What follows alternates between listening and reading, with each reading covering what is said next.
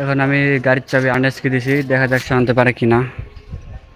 তো গাড়ি মনে হয় না স্টার্ট দিতে পারবে, আর নিয়ে আসবে কীভাবে। আজকে রোদ তো সেই রকম, যেভাবে রোদ উঠছে মনে হয় আমাকে হাসপাতালে ভর্তি হওয়া লাগবে, ওদের দুর্বল ভাব। আর সামনের দিকে দেখেন আর্নেস গাড়ি চালাচ্ছে। এক তো ছোটো বাচ্চাকে কেউ গাড়ি চালাতে দিবেন না, আমি শুধু গ্যারেজ থেকে বার করার জন্য দিয়েছি। আচ্ছা ঠিক আছে, থাক, বাদ দে ভাই, বাদ দে, বাদ দে, বাদ দে, মানুষের গাড়ি। তুই ক্যামেরাটা ধর। হুম, পুরা। এখন আমরা মণিপুর হাসপাতালে যে কাজের জন্য আসছিলাম, সামনের দিকে আয়। এখন আমরা এখন আমি মহিপুর হাসপাতালে যে কাজের কাজের জন্য আসছিলাম সেটা হয়ে গেছে, এখন চলে যাবো। তো আপনারা এমন কোনো কাজ করবেন না যাতে হাসপাতালে আসা লাগে, ঠিক আছে? নিজেরা সুস্থ সবল থাকুন, ভালো থাকুন। অনেক ধন্যবাদ। ঠিক আছে, উঠে আয়।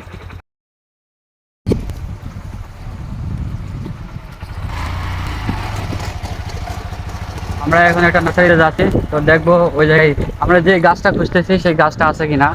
তো এই নার্সারিটা মহিপুরে অবস্থিত, অনেকদিন আগে ছিল, এখন আছে কিনা জানি। আমরা গেলেই দেখতে পারবো কি অবস্থা। আর এটা হচ্ছে বেতগাড়ি যাওয়ার রাস্তা, এই রাস্তাতে গেলে বেতগাড়ি খিরাপাথর চলে যাবে, পাথরঘাটাও যাওয়া যায়। হ্যাঁ,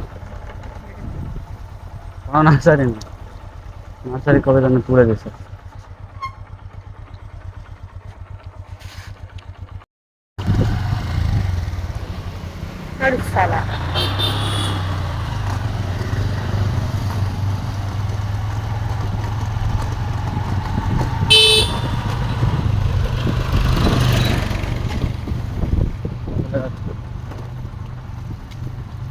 স্কুলটা খোলাও নাই, কি করবো?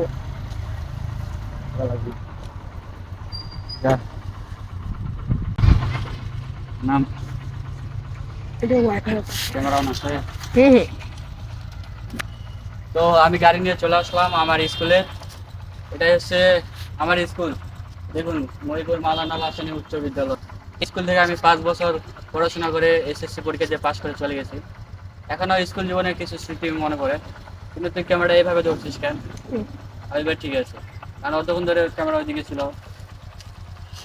তো স্কুলে যারা আমার বেস্টমেট ছিল, বন্ধু বান্ধব, এবং আমার স্কুলের শিক্ষকেরা, আমার প্রিয় শিক্ষকেরা, তাদেরকে অনেক মিস করি।